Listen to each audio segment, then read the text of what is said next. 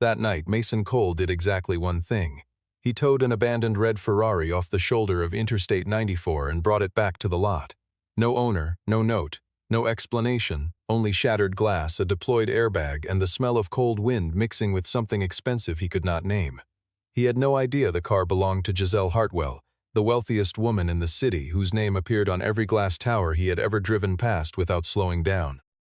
And he had absolutely no idea that what he found hidden beneath the rear floor panel would change the course of both their lives. The Ferrari was no accident, and whatever was hidden inside it had been waiting for the right person to find it. It was 2:47 in the morning when Mason Cole turned the wheel of his tow truck onto the southbound stretch of the interstate and let the hum of the engine fill the silence he had grown comfortable with over the past 14 months. The dashboard lights cast a pale glow across his face. A face that had once sat in a climate-controlled office 12 floors above street level, staring at security logs and data architecture diagrams with the quiet confidence of a man who believed his work mattered. That version of Mason Cole felt a very long time ago now. His hands on the wheel were different hands than the ones that had rested on a keyboard. Rougher at the knuckles, slower to curl into fists, carrying the particular kind of calm that comes not from contentment, but from having already absorbed the worst of what a professional life can do to a person before it stops asking permission. The cold outside had been pressing 40 degrees since sundown, and the road between the North Branch Crossing and the city's southern industrial corridor was the kind of road that felt longer than it measured. 4 lanes, low bridges, the occasional overpass lamp throwing orange light across a stretch of pavement where nothing much happened except the movement of cargo from one part of the city to another. Mason preferred the night shifts. Fewer people, fewer explanations.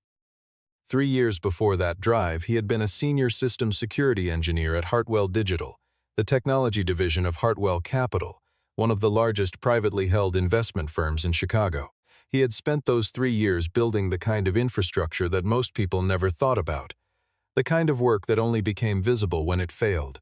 He had been good at it. He had been proud of it. He had believed, with the particular conviction of a person who invests themselves fully in what they do, that the work he was doing was protecting something that mattered. And then one Tuesday morning in early spring, he had walked into the HR director's office at 8:15 and walked out at 8:40 with a cardboard box and a termination letter citing unauthorized data access. No meeting, no investigation, no questions.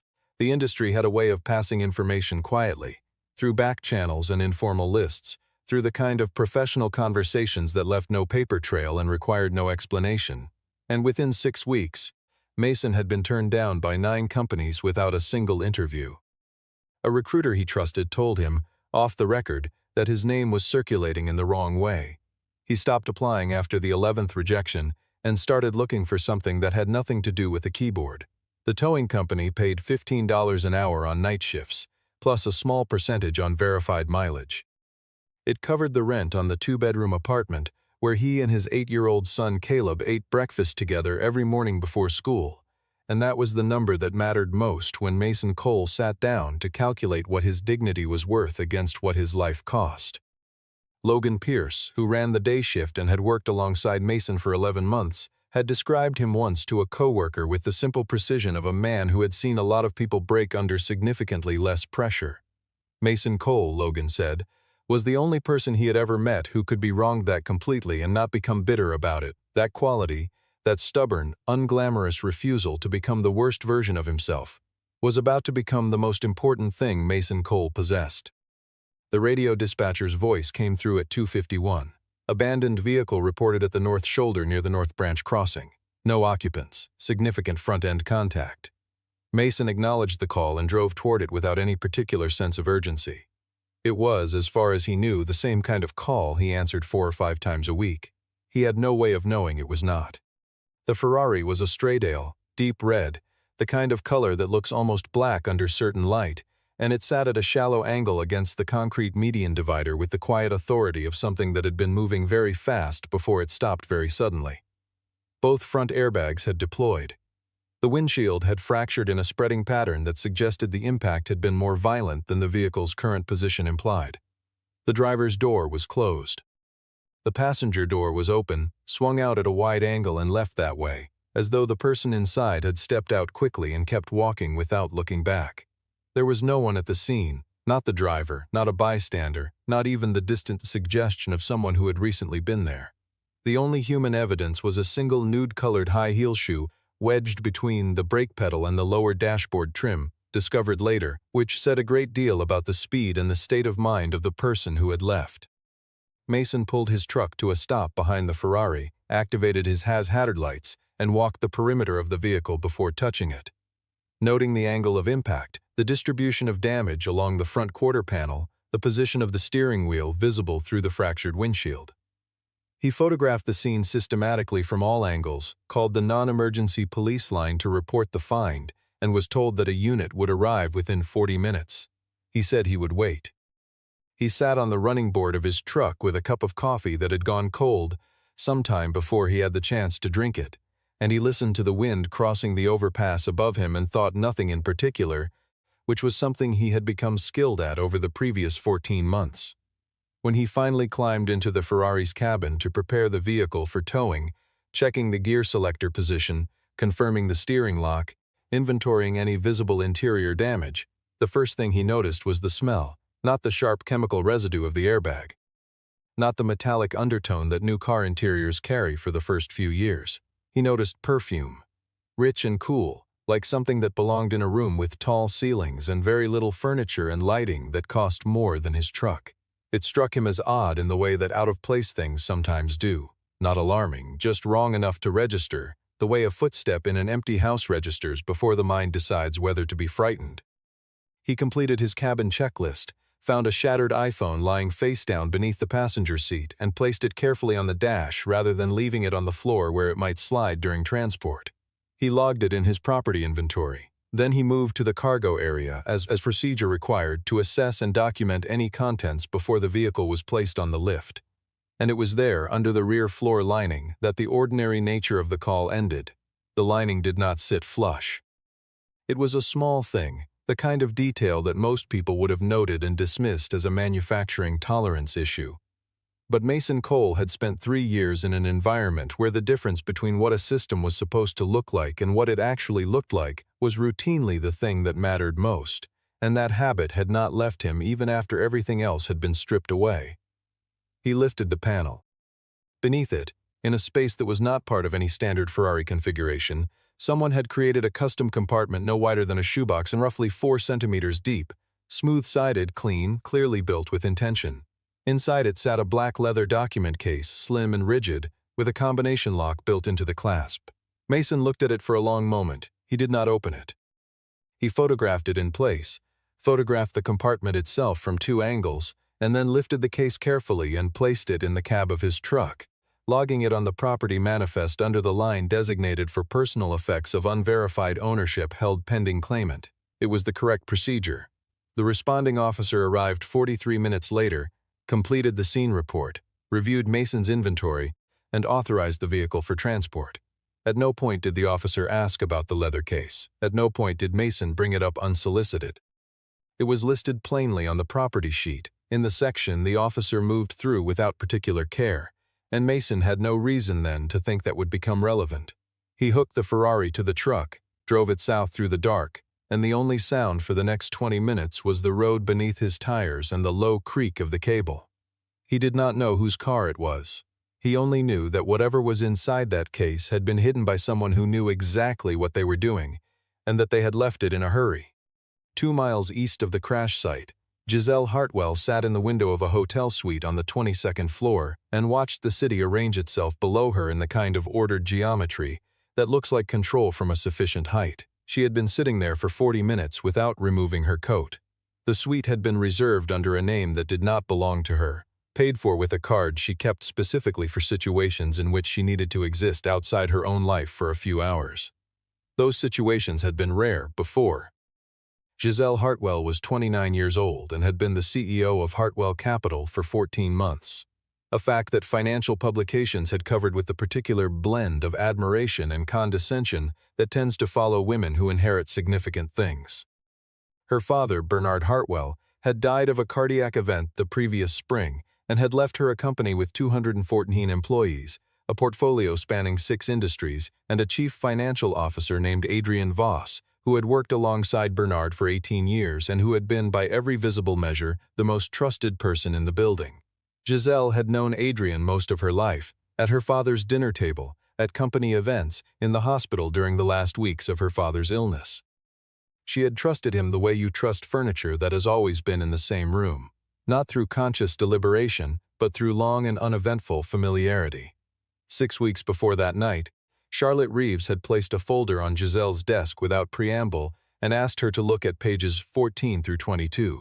Charlotte was Hartwell Capital's senior in-house counsel, a methodical woman in her mid-40s who communicated in measured sentences and who had the particular gift of making very alarming information sound like a procedural update.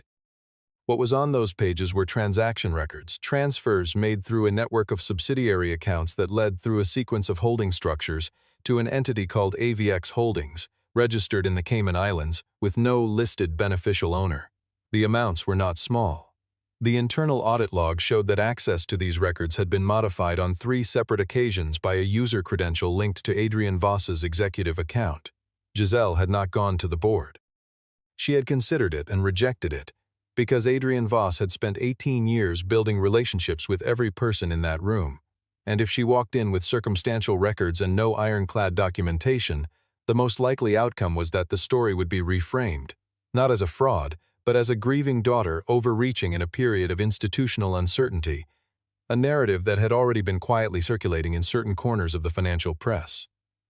What she needed was something that could not be reframed. Charlotte had spent the following 5 weeks building it in silence. On the night the Ferrari ended up against the highway divider, Charlotte had passed Giselle a slim black leather case containing a USB drive and a physical copy of a contract, a 2021 agreement bearing Adrian Voss's handwritten signature, authorizing the transfer of $47 million to a project that had never existed. It was the linchpin. Without it, everything else was circumstantial. With it, there was no version of events in which Adrian Voss was not facing federal prosecution. Giselle had been driving herself without a security detail because the fewer people who knew she had that case, the better. When a panel van ran a red light and the car struck the divider, her first conscious thought after the airbag hit had been the case. She had reached for it. It was not on the seat. In the shock and disorientation of realizing she was uninjured, she had gotten out and stood on the shoulder and tried to reconstruct the sequence of events, and then the sound of approaching headlights had reminded her that a red Ferrari was effectively a billboard, and she was among the most photographed women in the state. She had walked away. Now, sitting in the suite in one shoe, she understood with perfect clarity what she had left behind. She reached for her phone and dialed Charlotte. Voicemail. She set the phone on the windowsill, looked at the city, and thought about her father's instruction. Find the next right thing to do, find it, and do only that, and understood that the next right thing was to find the car before someone else did.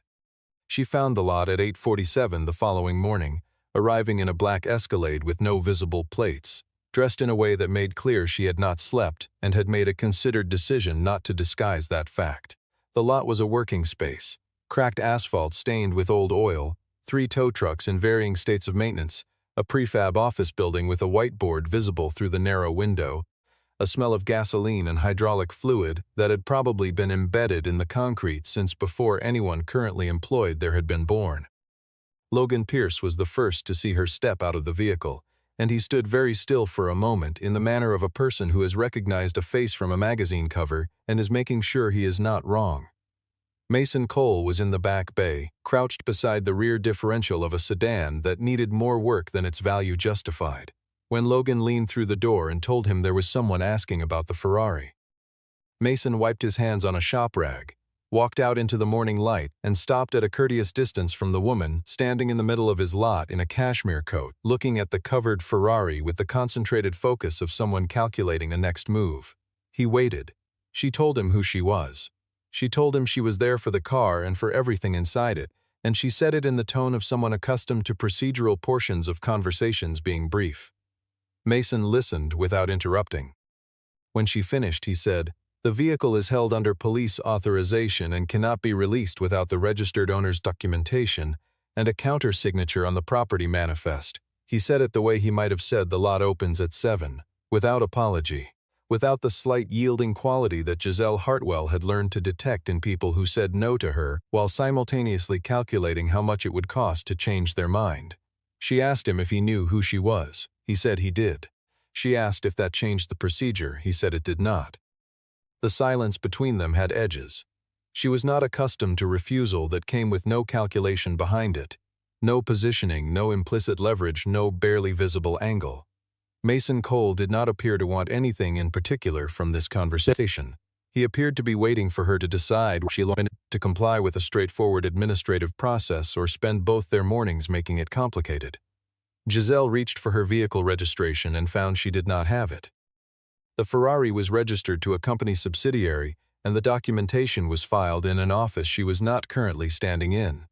And she had left her wallet and her regular phone in the car when she walked away from it, and she had not had time to retrieve either one. She stopped, Mason noticed. He did not point it out or make it a moment. He moved to the counter inside the office, placed a property claim form on the surface and slid it toward her. A standard sheet with a handwritten note at the top, explaining which fields required supporting documentation. He said she was welcome to return that afternoon with the paperwork, and that the vehicle and all logged contents would be held securely in the meantime. Giselle looked at the form. Then she looked at him for a moment longer than was strictly necessary. With the precise, unhurried attention she gave to anything she could not immediately categorize. And in that moment she registered something that she had not expected. This man had no visible gap between what he was saying and what he wanted. In 14 months of running a company that had been systematically undermined, she had become very skilled at finding that gap. Everyone had one. Everyone concealed something, made small adjustments in real time, calibrated their behavior toward an objective they did not state. Mason Cole appeared to be doing none of those things. He appeared to simply mean what he said. That was in itself the most unusual thing she had encountered in a long time. She was still considering that when her phone rang and Charlotte's voice came through in short, flat sentences, "Adrian knows the car was towed. He knows this lot. He has already made calls." Giselle walked back to the Escalade without finishing the conversation.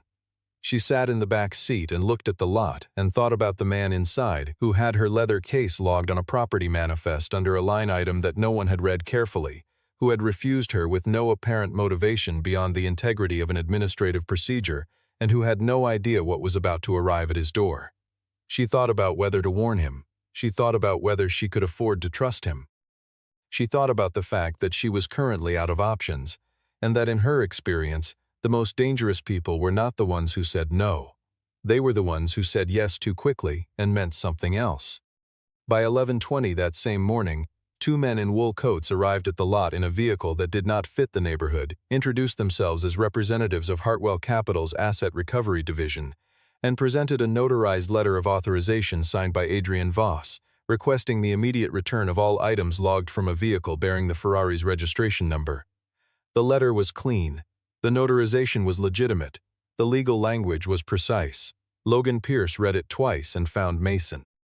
Mason took the letter, read it once from top to bottom, set it on the counter, and said, "The vehicle was towed under a police authorization issued at 2:51 in the morning of the previous date. That authorization predates this letter of custody by 11 hours and 12 minutes. Under the city's impound processing code, assets transferred under police authorization require coordination through the issuing precinct before a private transfer of contents can be executed." He said it without raising his voice or checking any reference, because he had spent 3 years in an environment where the difference between what a document authorized and what people claimed it authorized was regularly the thing that determined outcomes, and the habit of reading carefully had not left him. The man closest to the counter lowered his voice and said, in the register designed to communicate without creating a record, "This is an internal company matter, and the people who sent us are not accustomed to navigating the administrative preferences of operations like this one." Mason looked at him directly, then slid the letter back across the surface. He said, "The precinct on North Halsted will be able to coordinate with you. Good morning." When they left, Logan stood in the doorway looking at the space they had vacated with an expression that combined admiration and genuine concern in roughly equal proportion. He said, "Mason, that is Hartwell Capital. They have 200 lawyers." Mason said he understood. Logan said, "Do you understand what those lawyers do to people who inconvenience them?" Mason said he imagined it was unpleasant. He was not performing equanimity. He simply understood, at a level below anxiety, that he had already lost the version of his professional life that fear was supposed to be protecting, and the calculation was different now than it had been before they took it from him. That afternoon, Giselle Hartwell returned to the lot for the second time. She came alone, in a cab, wearing a dark hoodie and plain trousers and nothing identifiable. She walked through the gate while Logan was on a call and found Mason in the back office, and she sat down across from his desk without being invited, which he noted without comment. She said she knew he had turned their people away that morning. He said yes. She said they would come back with something more coercive and that he was right to expect it. Then she said the thing that changed the shape of everything. She told him what was in the case. Not all of it, but enough. She told him the case contained documentation of a 3-year financial fraud totaling approximately $200 million, executed by a person with sufficient institutional authority to make any conventional investigation disappear before it reached anyone capable of acting on it, and that she needed it kept safe for 48 hours until she could place it in the hands of someone she trusted to be beyond that person's reach. Mason listened without interrupting. When she finished, he was quiet for a moment. Then he said, "Hartwell Digital." She looked at him. He said it again, and this time it was not a question. He said, 14 months ago, I was a systems security engineer at Hartwell Digital. I was terminated on a charge of unauthorized data access with no investigation presented and no opportunity to respond. My name went onto a list that effectively ended my career in this industry. 3 days before my termination, I filed an internal report with my direct supervisor about irregular access patterns I had found in the server logs. Patterns I did not recognize. Patterns I believed indicated a possible intrusion. I thought I was doing my job. He looked at her steadily. He said, "Tell me the name that authorized my termination." Giselle Hartwell looked at him for a long time. She made a 4-minute call to Charlotte, and when she set the phone down, she said one name. Adrian Voss had personally signed the authorization to remove Mason Cole from Hartwell Digital 14 months earlier. Not the HR director, not the division head, but the chief financial officer of Hartwell Capital. And the reason, invisible in the official record, was that Mason Cole had been approximately 90 minutes from documenting something that Adrian Voss could not afford to have entered into any accessible system. Mason took this in without visible change in expression, which was not the same as not feeling it. He looked at the leather case on the shelf behind him, the one he had photographed in the dark at 3 in the morning and carried in from the cold and logged under the correct line item and held for the right person. And then he looked at Giselle Hartwell and said, "What happens to the other 5 people on that list?" Charlotte Reeves' office was on the 12th floor of a building on West Monroe that had no affiliation with Hartwell Capital. A deliberate arrangement she had made 2 years earlier when she had begun to sense, in the precise and patient way that careful lawyers develop such instincts, that the organization she worked for had places in it she had not yet examined and would eventually need to. The 3 of them sat around a table covered with files and legal pads by the time the meeting was an hour old. Charlotte at the head, working through the physical documents with the focused efficiency of someone who had done comparable work before. Giselle to her left, still and attentive. Mason across from them both, reading from a printed summary that laid out, in 14 pages of controlled legal language, the full architecture of what Adrian Voss had constructed and maintained across 3 years. The case held 2 primary items. The first was the USB drive containing digital records Charlotte had assembled, transaction histories, access logs, email metadata showing instructions sent to the IT department about which records to modify and when to make those modifications disappear. The second was the physical contract, a 2021 agreement on Hartwell Capital letterhead bearing Adrian Voss's handwritten signature, authorizing the transfer of $47 million to an entity called the Meridian Infrastructure Development Fund.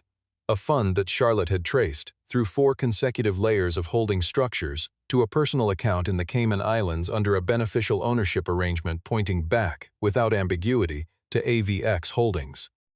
When Charlotte looked up from the contract and said, in her measured way, that if this document was authenticated the man who signed it was not facing a civil proceeding, Mason noticed that Giselle did not show surprise. She had known the magnitude of it for weeks. What she showed instead was the particular expression of someone who has been carrying a weight in isolation for a long time, and is now for the first time in a room where other people can see how heavy it actually is. Mason found his name on page 9. a list of 6 individuals under a heading that read Strategic Personnel Actions, fiscal years 2022 through 2023. Each entry had a date, a department, a termination classification, and a 3-letter code. Charlotte explained, without drama, that the code assigned to all 6 names was an internal designation Adrian had created to describe employees whose institutional knowledge or active work represented a direct risk to the concealment of the fraud. All 6 had been removed without cause, without process, without recourse. All 6 had had their professional reputations damaged through informal channels in the months that followed. Charlotte said this document alone was sufficient grounds to overturn every termination and establish a damages claim for each individual. Mason said nothing for a moment. He sat with his hands flat on the table and looked at his name printed in a font designed for administrative efficiency, and he thought about 11 months of silence, about the job listings he had stopped checking, about the morning he explained to Caleb that he had decided he liked driving the big truck better than working at a desk. When he looked up, his expression had not changed in any way that most people would have identified as significant. Giselle had been watching him, and she spoke. She said, "I did not know about these people." She said it with no preamble and no legal qualification and no carefully worded caveat. She said, "I inherited this company and I trusted the structure I was given, and I did not look hard enough at what it contained, and I was wrong." It was not an apology composed for a press release. It was a fact being stated plainly by a person who was not practiced at saying it and had decided to say it anyway, because the room required it. Mason looked at her and said, "There are 5 other people on that list who need to know what happened to them." The plan Charlotte outlined was straightforward. She would spend the next 24 hours completing the legal package, a formal evidentiary submission structured for federal review, with full chain of custody documentation on every item, including Mason's sworn statement about the discovery of the case and the original police property log as provenance. Giselle would contact Elijah Drummond directly, a retired federal judge in his early 70s, a man who had known her father for decades and whose independence from the board's network of relationships was the one thing they could rely on completely. Mason would provide a sworn statement covering both the discovery of the case and, separately, the full circumstances of his original termination. Giselle asked him, and this was the question Charlotte set down her pen to hear, whether he was prepared to participate in a process that would expose him to significant institutional pressure from an organization with resources that far exceeded anything available to him. Mason said, "I filed a report 14 months ago and lost everything I had built for it. I do not believe filing another one is going to make my situation materially worse." He said it without bravado. It was the arithmetic of a person who has already been through the worst of a calculation and is no longer afraid of the answer. The counter-pressure came before evening. Mason received the first notification at 6:14, an automated message from his commercial liability insurer flagging a formal complaint filed by a third-party legal entity against his operator's license, citing alleged deviation from standard impound protocol in the handling of a specific vehicle's property manifest. The complaint was technically framed, narrowly specific, and wrong in ways that would require at minimum a week to formally contest, which was precisely the point. Logan called at 6:31, already aware, trying to sound calmer than he was. Mason told him he knew, and that it would be addressed. Charlotte received her notice at 6:52.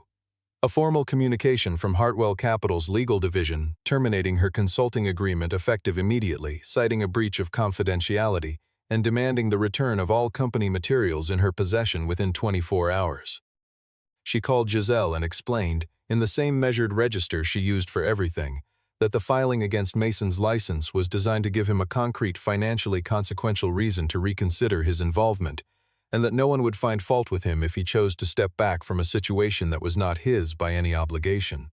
Giselle was quiet for a moment.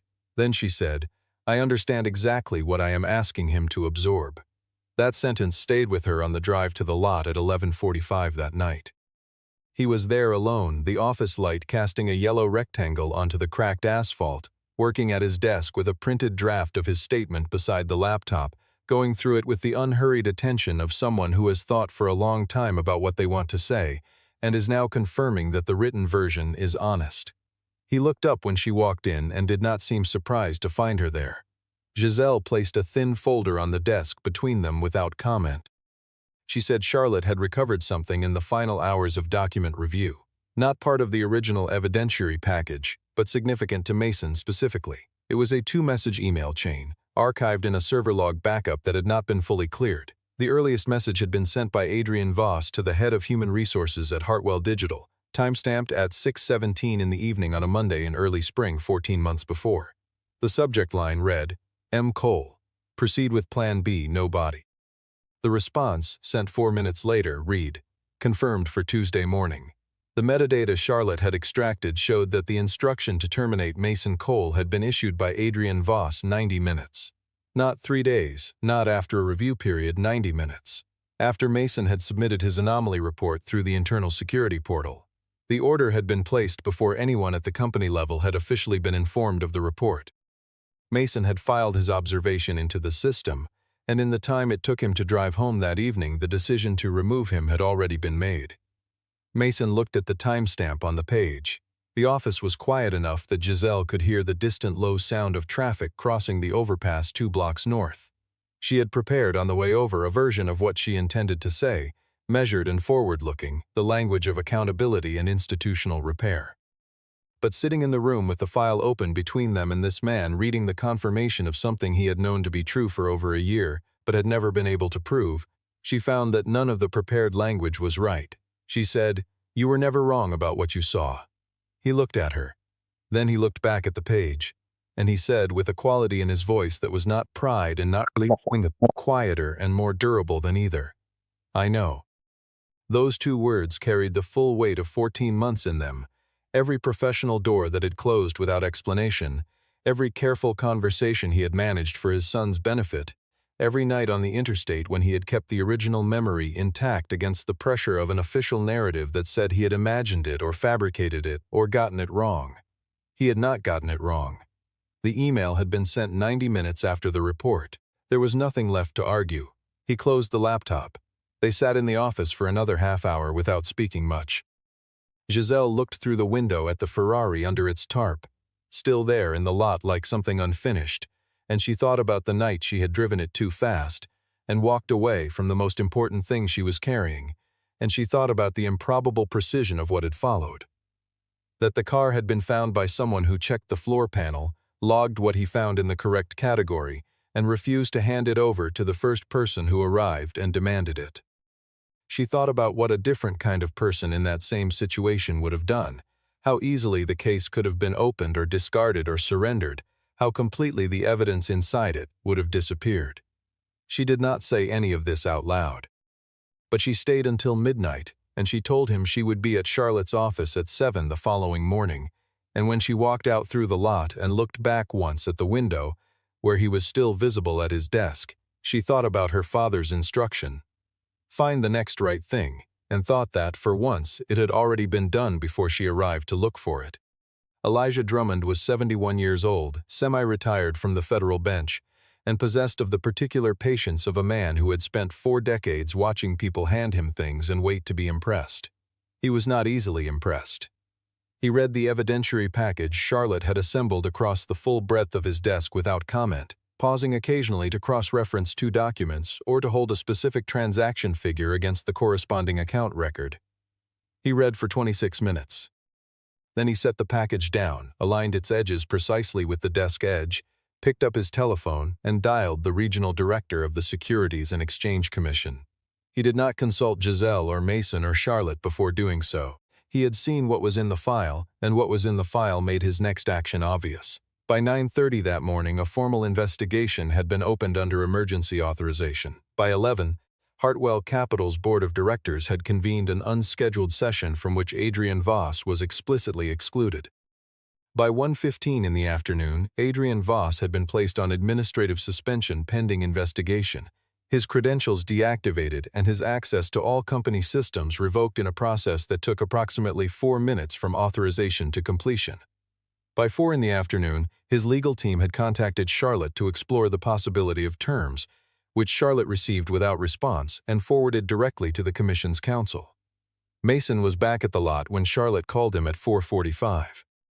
He had gone in to work the afternoon shift because the shift needed covering, and because sitting in his apartment waiting for information was not something his temperament accommodated well. Logan had stayed also. ostensibly to complete a brake job on a flatbed, actually to be in the room when whatever was going to resolve finally resolved, in the way that people who are loyal to someone show up before they are asked. Charlotte told Mason what had happened in the order in which it occurred. She said the complaint against his operator's license had been formally withdrawn at 3 that afternoon. The filing entity had determined it was no longer in their interest to pursue it. She said Hartwell Capital would be contacting each of the 6 employees named in the Strategic Personnel Actions document within the coming week, and that the company had been advised in terms that left little interpretive room that the appropriate outcome was not a settlement with confidentiality provisions but a full and formal written acknowledgement. She said Mason would receive, in writing, a complete restoration of his professional record and a restitution package covering 26 months of lost compensation calculated at the salary level of his former position, with interest. She said all of it in the same tone she used for everything, which had the effect of making it simultaneously sound routine and carry exactly the weight it deserved. Mason said, "And the other 5?" Charlotte said, "All of them."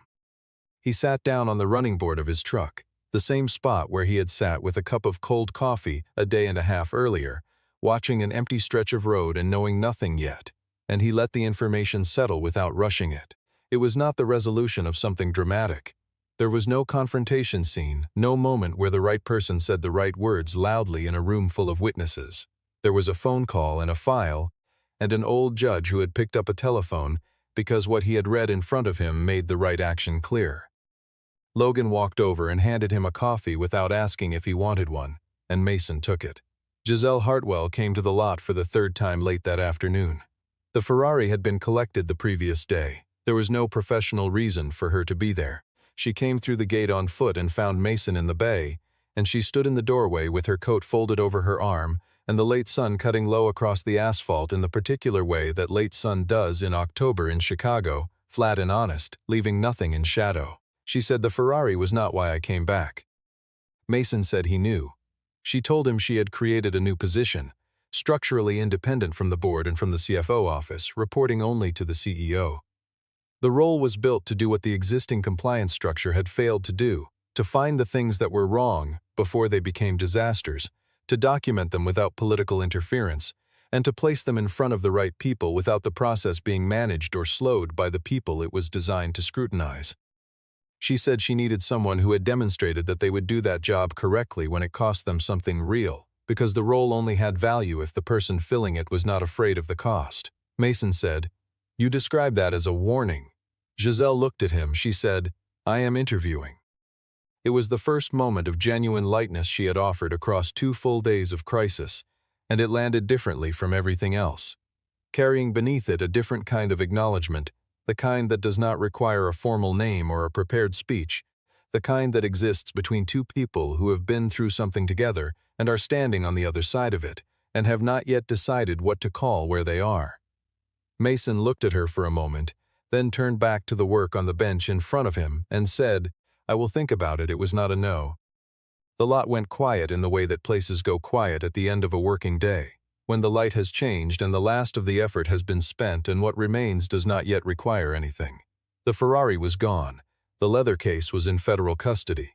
6 names on a list that had never been meant to be found were about to have their records corrected, one by one, in writing, because one person on a cold night had lifted a floor panel and logged what was underneath it, and refused to give it away to the first person who asked for it without the correct documentation. Not every wrong thing announces itself with noise. Some of it sits still in the dark, waiting for the specific kind of person who does the job a little more carefully than it requires, and who keeps what they are given safe until the right hands come to receive it. Not everything left behind is lost. Sometimes it is simply waiting to be found by the right person.